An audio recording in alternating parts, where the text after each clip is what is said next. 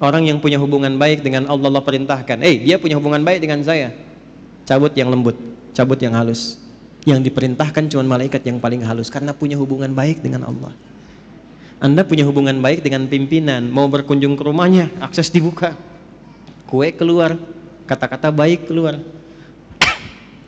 Anda gak punya hubungan baik, kasar, jadi musuh, terus berharap pengen diterima dengan baik, susah. Satu. Jadi secara cepat, kalau diinginkan husnul khatimah, mendapatkan malaikat yang lembut dalam sakaratul maut dan surga yang terbaik, pertama, wassabihati sabha, teladani malaikat dalam rangka beribadah kepada Allah Subhanahu wa taala. Bismillahirrahmanirrahim. Malaikat maut punya dua sifat. Sifat pertama, wan nazi'ati gharqa. Sifat kedua, wan nasyitati nashta. Sifat pertama, ada malaikat maut yang saat mencabut itu, dia mencabut sekeras-kerasnya, sedalam-dalamnya. Gini, ini ada duri agak panjang masuk ke dalam tubuh, dalam daging. Tapi posisinya bukan vertikal begini, posisinya horizontal begini. Terus dipaksa dicabut begini. Kira-kira kebayang nggak rasanya? Ya? Nah, ini malaikat nazi'atu. Nazi'atu dari kata naza'a. Naza'atu gini ilustrasinya. Kalau belum paham tentang ini, itu ada pohon di luar, dipaksa dicabut sekeras-kerasnya sampai akar-akarnya tercabut. Ya. Problemnya apa?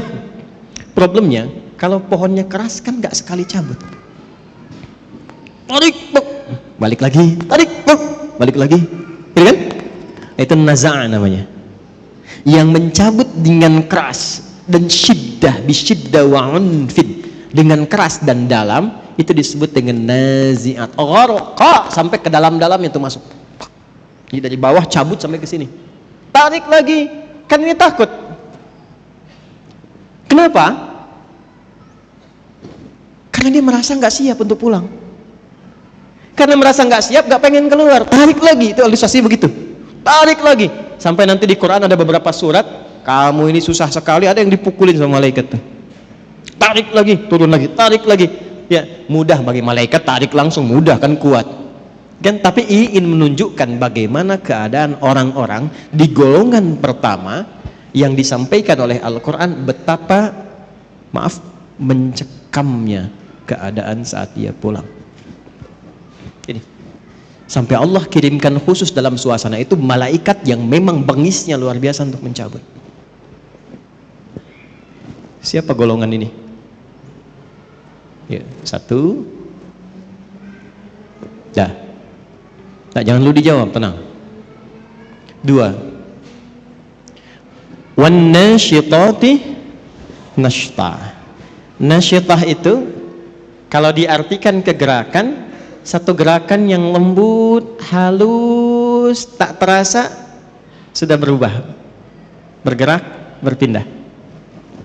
Nabi ilustrasikannya begini, kalau ada rambut yang halus, lembut, tipis, kemudian ada adonan yang halus juga, lembut, tipis, kayak ngambil rambut itu dari adonan itu, halus, berpindah. Ya. Senyum, la ilaha illallah, meninggal. Sujud, nggak bangun lagi. Lagi baca Quran, cuman begini, la ilaha illallah, meninggal. Dan menariknya, yang seperti itu sekarang sudah banyak ditampakkan lewat video. Tuh, kalau sudah Allah tampakkan ayatnya menjadi kauniyah dan belum sadar juga, maka dengan cara apa lagi Allah berikan hidayah untuk bertobat? Antum klik deh ya, klik misalnya di YouTube lah, ya, wafat husnul khatimah, orang syekh mengajar meninggal, baca Quran wafat, sujud wafat, klik, lihat bagaimana cara wafatnya. Nah, itu Allah tugaskan malaikat yang kedua, wan nasyitati nashta. Ada orang-orang yang Allah tugaskan malaikat untuk mengambil nyawanya, menemui mautnya dalam keadaan selembut-lembutnya, sehalus-halusnya, sampai rasa yang dia dapatkan pada saat kematian itu pun rasa-rasa yang ringan dibandingkan dengan yang pertamanya itu. Kalau narik rambut yang halus dari adonan yang halus itu masih ada rasanya nggak? Masih terasa kan, tapi ringan kan, lembut. Itulah yang menyebabkan orang kadang berkeringat saat meninggal itu. Ya, diambil, tenang dia meninggal, tenang. Tapi ada rasanya, ada. Nanti kalau sudah waktunya terasa juga gitu kan, berkeringat ada. Tapi halus, lembut, tenang, enak. Nanti insya Allah kita jemput itu. Gak usah khawatir, gak usah takut. Takut itu justru tanda tanya. Kok takut pada sesuatu yang pasti? Yang nggak pasti itu yang kita takutkan. Yang pasti nggak usah ditakutin. Nggak, Allah Akbar. Nggak, antum nggak takut pun kejadian juga. Terus ngapain takut? Ya, jadi yang ditakutkan tuh yang belum pastinya. Nah, yang belum pasti itu bekalnya, amalnya apa? Begitu itu tidak pasti, itu yang kita khawatirkan karena nggak punya harapan untuk setelahnya. Baik, kita bahas yang kedua dulu sebelum tadi yang pertama saya kasih tanda tanya. Siapa orang-orang yang dicabut dengan lembut itu? Yang tenang itu, yang nyaman itu, sampai malaikat yang ditugaskan pun oleh Allah disifati dengan nasyitati nashta, pakai wawunya ataf kepada kosam, kosamnya sumpah. Saya bersumpah, kata Allah, ada di antara hambaku yang aku kirimkan hanya malaikat yang lembut untuk mencabut nyawanya. Sumpahnya Allah mengirimkan malaikat yang lembut, selembut-lembutnya untuk mencabut nyawa hambanya. Siapa hamba yang dimaksudkan di sini? Teruskan dulu ayatnya. Was-sabihati sabha, fas-sabiqati sabqa, fal-mudabbirati amra, sampai ayat 5. Allahu Akbar. Ini kuncinya. Was-sabihati di sini masih pakai qasam. Sabihati sabha. Setelah itu pakai fa litertib. Fas-sabiqati sabqa. Pakai fa. Fas-sabiqati sabqa. Setelah itu apa? Fal-mudabbirati amra. Fal-mudabbirati amra. Dah sampai sini, sampai ayat 5. Ini kuncinya. Ini sindiran halus dan tajam sekali. Siapa orang-orang yang akan dicabut dengan lembut, dipisahkan dari kehidupan dunia yang mungkin dia alami keras. Jadi menariknya begini, ada orang-orang yang saat hidup di dunianya ini mungkin mengalami kejadian yang keras, tidak mengenakan, kasar dan sebagainya. Tapi ketika meninggal lembut sekali, halus, dan bahkan viral dia di alam langit. Bagaimana orang-orang ini kemuliaannya? Allah contohkan lewat tugasnya malaikat. Selain yang mencabut nyawa dengan 2 sifat ini, kata Allah, aku tugaskan juga dengan 3 tipikal pokok malaikat. Nah, 3 inilah sebetulnya sebagai isyarat karakter amal untuk kita demi menjemput kematian yang husnul khatimah.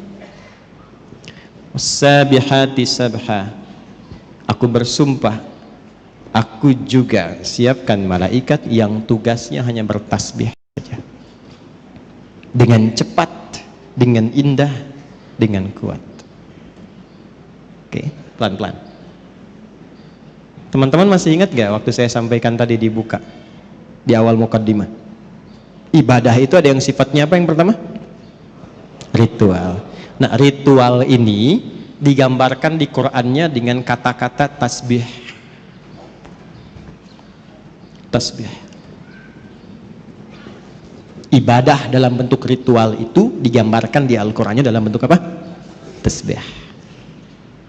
Nah, menariknya apa? Semua alam ini diciptakan oleh Allah itu untuk bertasbih. Buka Quran surah 17 ayat ke-44. Quran surah 17 Al-Isra ayat 44. Dan tempatnya pun di surah ke-17 Al-Isra. 17 rakaat. Peristiwa Isra. Isra kan peristiwa yang didapatkan dari Isra dan Mi'raj itu kan salat kan? Nah, salat itu teman-teman sekalian itu gambaran tasbih untuk kita.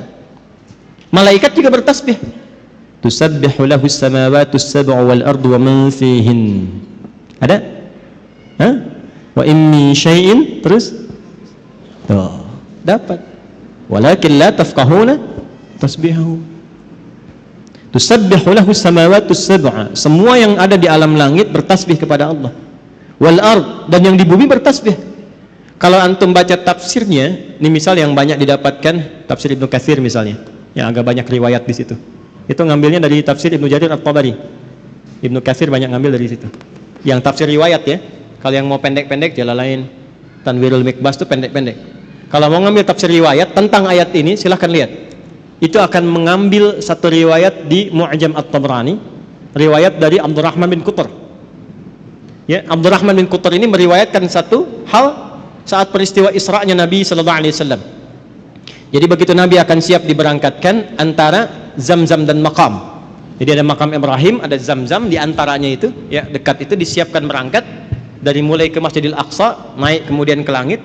Itu apa komentar Nabi setelah turun? Saya mendengar malaikat semua bertasbih, bersahut-sahutan bertasbih pada Allah Subhanahu wa taala alam langit.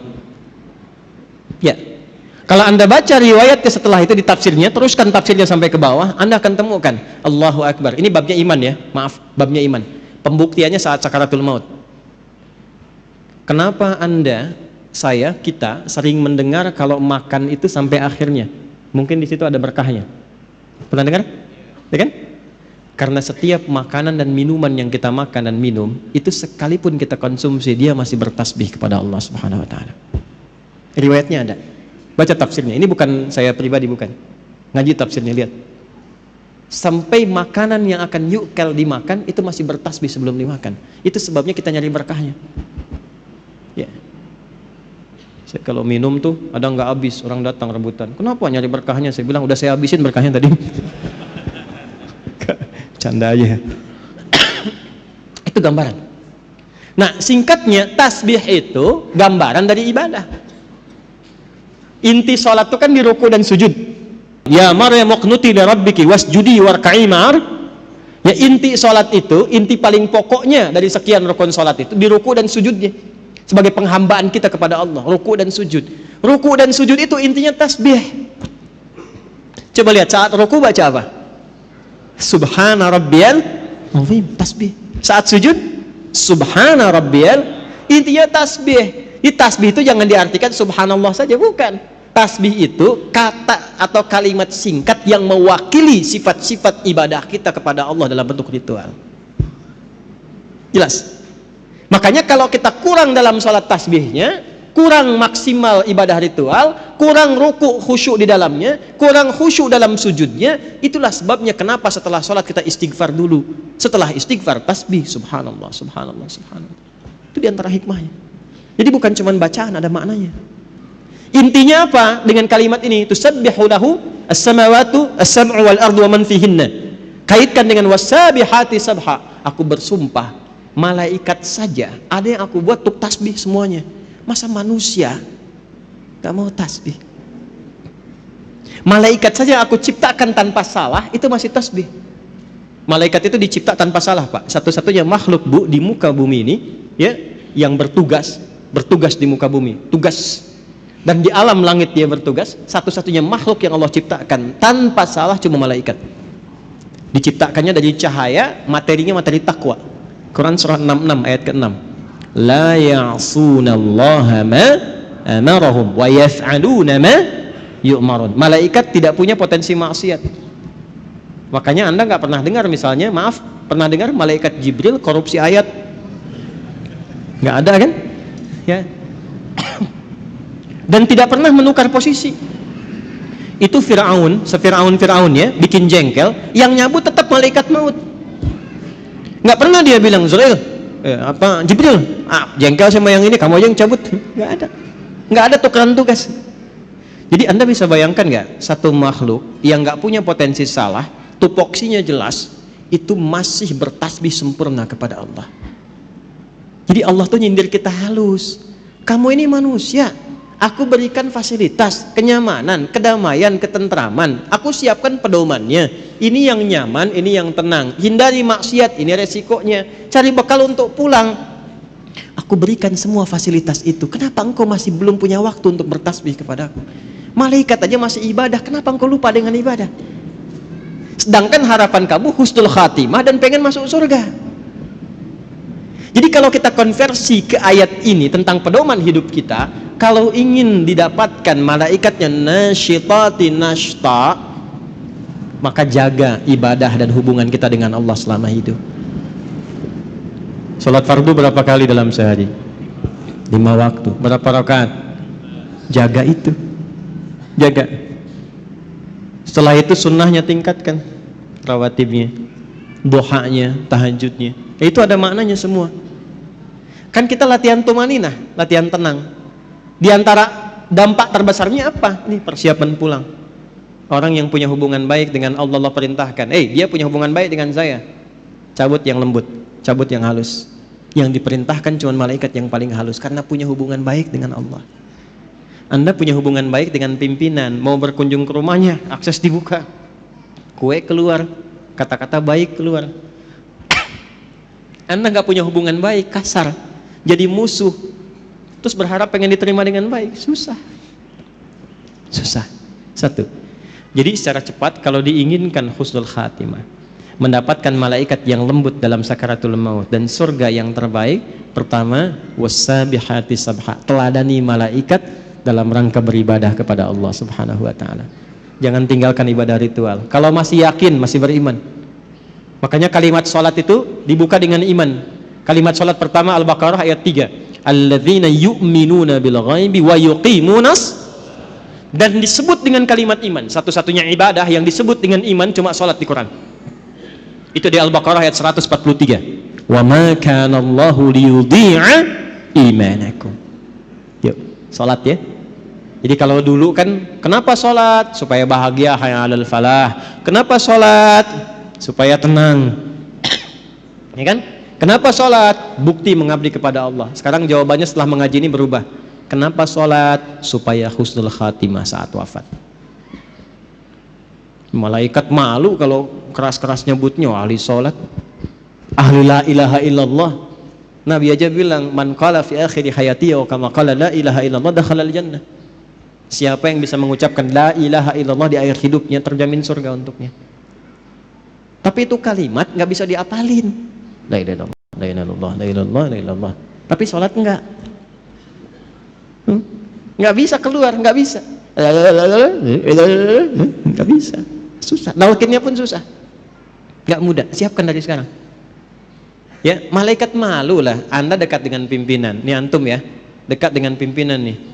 Taruhlah Anda misalnya, ya nggak usah contoh yang aneh-aneh lah ya. Di kantor dengan pimpinan tuh, keluarganya bos masuk kantor, ya kan? Tiba kemudian misalnya, maaf nih, ada aturan mesti lepas sepatu. Kira-kira security-nya kasar atau lembut kepada antum tuh? Sedangkan sepatu antum kotor, pas mesti dilepas.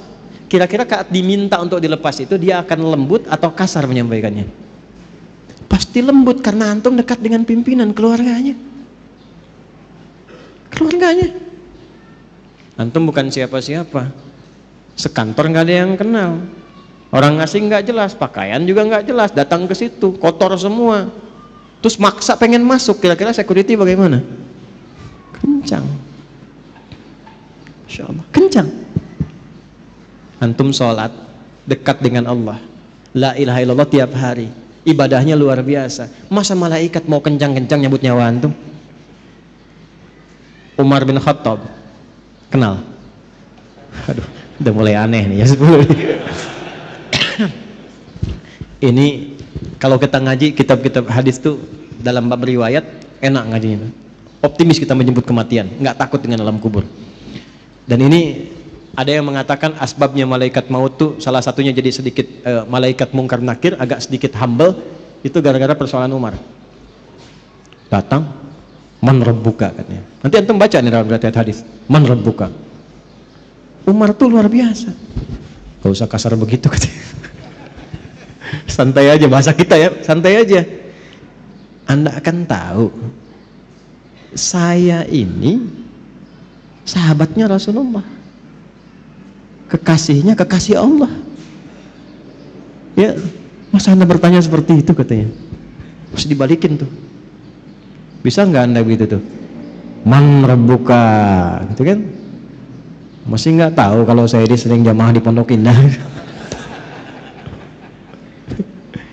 Enggak, ini cuma gambaran saja. Kadang-kadang ulama-ulama itu kalau mau guyon, itu ngambil-ngambil tuh seperti itu. Tapi memang teks-teks yang kita dapatkan itu yang Allah berikan kelembutan dalam setiap alam. Nyebutnya lembut, logikanya begitu. Masa yang dekat dengan Allah rajin sholat yang dikirim malaikat kasar, kan nggak mungkin. Masa kita sholawat pada Rasulullah, dekat dengan Nabi, dengan amalan kita ikuti petunjuk, diancam di alam kubur dengan kata-kata kasar, kan nggak mungkin. Itulah nasyitati nashta. Nah, untuk mendapatkan itu supaya lebih lembut lagi bagaimana? Cepat, pakai fa, berubah tuh. Ayat 4 pakai fa. Harfu atfin rabitin baina syai'aini bila hudud. Paham? Tidak. Huruf yang menyambungkan dua peristiwa tanpa jeda dengan cepat. Jadi begitu yang ayat 3 itu tasbih, ibadah. Yang keempatnya pakai fa, cepat nih, jangan tunda. Apa yang dipercepat? Sabiqatis sabqa. Ada malaikat yang berlomba mencatat amalan. Ini yang dicatat tuh siapa amalannya? Kan nggak mungkin malaikat catat amalan sendiri. Malaikat turun ke bumi catat amalannya sendiri, nggak mungkin. Ini tanda dari Allah. Ada malaikat yang lomba-lomba cepat-cepat. Ngapain cepat-cepat? Mencatat amal hamba. Siapa yang dicatat itu? Dalilnya mana untuk menegaskan ini? Al-Baqarah ayat 148. Ketemu kalimat sabaknya. Quran surah 2 ayat 148. Walikulli wijhatun huwa muwalliha. Sama dengan fa di sini, fa di sana. Fastabiqul khairat. Fastabiqul khairat. Tuh. Tuh. Kencengin tuh. Ini maksudnya. Kencengin, optimis kita. Di sini fasabiqatus sabqa, ya, fasabiqatis sabqa. Di sini fastabiqul khairat. Walikulli wijhatun huwa muwalliha. Setiap hamba yang ibadah itu pasti punya kecenderungan fokus pada ibadah tertentu. Contoh, ada yang senang tahajud, belum konsisten puasa sunnah. Tahajud rutin tiap malam, tapi Senin Kamis belum puasa. Ada yang puasa Senin Kamis tapi tahajud belum, ya kan? Ada yang sudah sholat puasa Daud, bahkan sholat Daud nggak ada. Ya, puasa Daud yang ada ya. Senin puasa, Selasa tidak, Rabu puasa, Kamis sholat Daud nggak ada. Subuh sholat, duhur tidak, asar sholat, maghrib, nah itu nggak ada. Ya. Ini sudah puasa Daud, tapi tilawah Quran belum. Quran juga unik, ada yang senang baca tapi belum menghafal. Ada yang senang hafal tapi nggak tahu arti. Ada yang senang kajian, ngaji artinya, tafsir, tapi juga baca belum optimal. Ada yang begitu. Nah, sekarang maksudnya apa? Kita itu saat sebelum pulang siapkan amalan-amalan favorit yang kita pilih di dunia sebagai bekal andalan kita pulang itu apa? Supaya malaikat berlomba-lomba mencatat. Ayo kita berlomba-lomba. Dan ini dijamakkan, fastabiqul khairat. Semuanya baik kata Allah itu, tapi silahkan berlomba. Yang ini puasa Senin, ya kan? Antum belum sanggup puasa, saya mau konsisten dengan rawatib dulu. Ya. Saya belum sanggup menahan lapar, tapi saya bisa sanggup menahan lelah saya untuk mengerjakan rawatib. Ya udah, alihkan tenaga ke sini. Ya.